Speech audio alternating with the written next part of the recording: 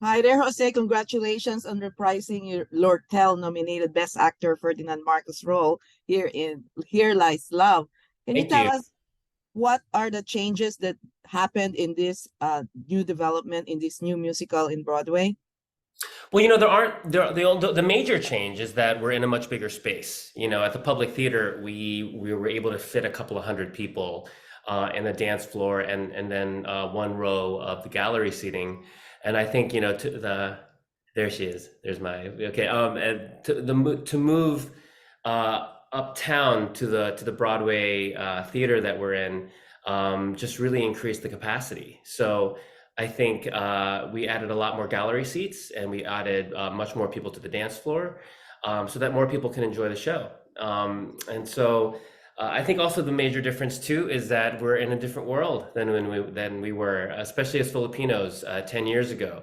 10 years ago, the show was about a time in the past, and then hopefully we were able to learn lessons from the show. And now we're in a different world where Bong Bong is and Marcos is back in Malacanang. So I think the show has so much more relevance now than it did before. And in response to that, we have a full Filipino cast, which is history making and groundbreaking. And I am so utterly proud to lead this company. And also, you have producers who are all Filipinos too. Like Yes. her, Lea Salonga, Jokoy, Jokoy, Clint Clint Ramos, Ramos. Yeah, and Jose Antonio Vargas. Yes. yeah. So So how significant is that all this all Filipino casts in Broadway, all Filipinos producing? What is the significance for you of this? it's immense. I think it's to have people behind the table that we say behind the table in positions of power. Jose Antonio Vargas and particularly Clint Ramos have really flexed their muscles in terms of how the show is marketed and how the show is being presented to not just the theater audience, but specifically to the Filipino audience, the Filipino American audience. It's a sensitive issue, and they're boldly aware of that. But they're also boldly aware of the historical significance of having that many Filipino producers in a Broadway show, which is why I think the artists like Leia and her and Jokoy have really come in and brought their audiences with them and given our show real authenticity in terms of the Filipino pride that is not just on stage but behind the scenes as well. Mhm. I know when you did 2013, Noy Noy was the president. Now 2023, it's Bong Bong. Do you foresee a different reception from the public due to the difference in political climate, or it doesn't really matter? Well, it does matter. I think I'm very much was raised. My parents. I was born in martial law in the Philippines in Quezon City, and we moved here in 1979 to escape martial law. And my parents were student activists. They were part of the first quarter storm. You know what I mean? My mom and dad are baby boomers. They were in college in the late 60s.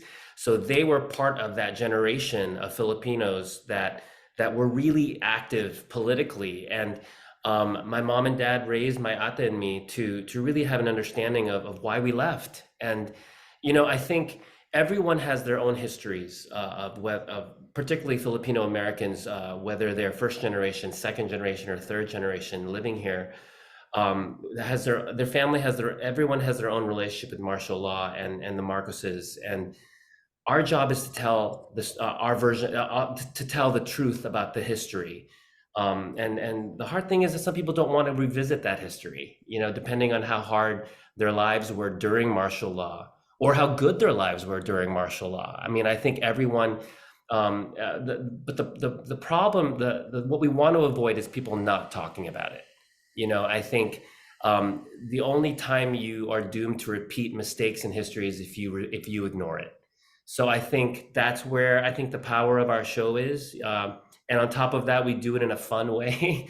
Anyone who comes to the show understands that the show is about 80% fun and then 20% acknowledgement of history. there's that. I don't want to ruin the ending for people who haven't seen the show, but the last two songs, three songs, um, there's an awakening and there's an acknowledgement that you can't snuff out democracy without being held accountable for it. Mhm. In your years of portraying Ferdinand Marcos, what did you discover about him in your research? I discovered that he was very smart, very intelligent, and very calculating. He was someone who came about in power when the Philippines was needing someone to be very nationalistic and to stand up against not just the Spanish, but to stand up against Americans.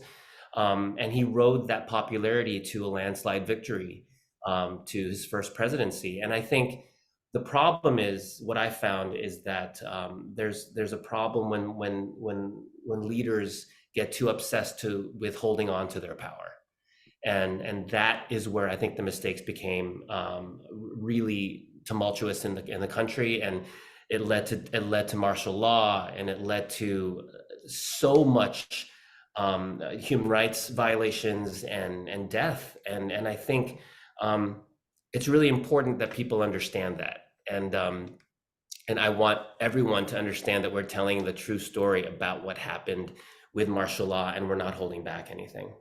Mhm. And you also worked with Rudy Ann Miles before as Imelda. So how is it working now with Ariel Jacobs as Imelda? Oh, it's a dream. I mean, they're both extraordinary talents. I think Ariel and I have been friends for years before working together. I'm actually very good friends with her older brother, Adam Jacobs, who is also another Broadway star.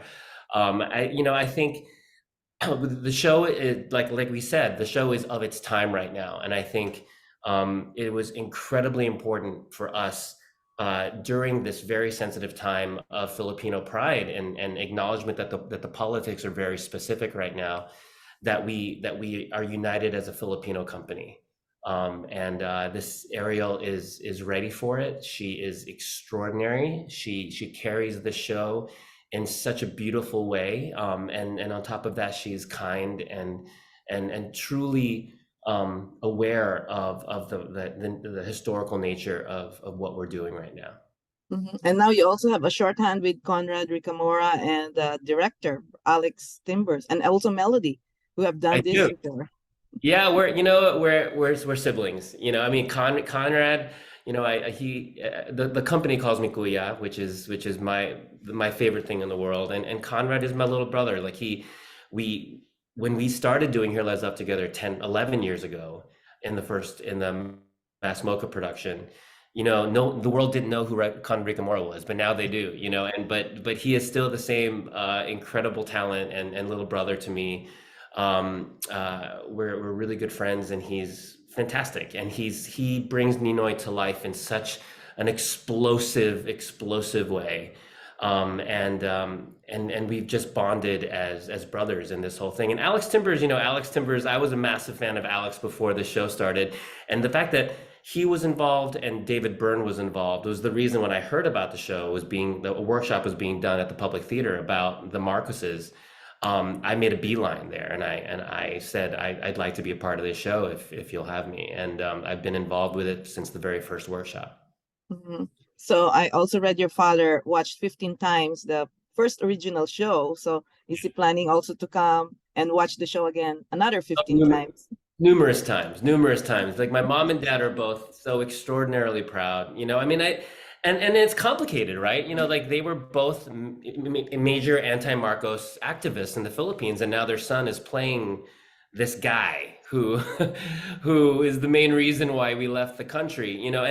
But I think my parents have always stood behind me and trusted my choices and trusted my judgment call. And when we were still formulating what Here Lies Love was going to be, and I got to know David Byrne, and I really understood his respect for history and his respect for peaceful protest, and he knew that the show was going to end with the People Power Revolution, and he knew that this concept album that he made that just came out of inspiration needed to end in a way that acknowledged that the Philippines isn't the only place in the world and in history that had a dictator.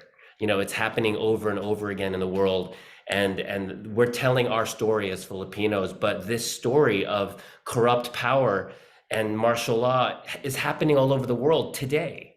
So my parents are very proud of the show, and they're proud that I'm part of it.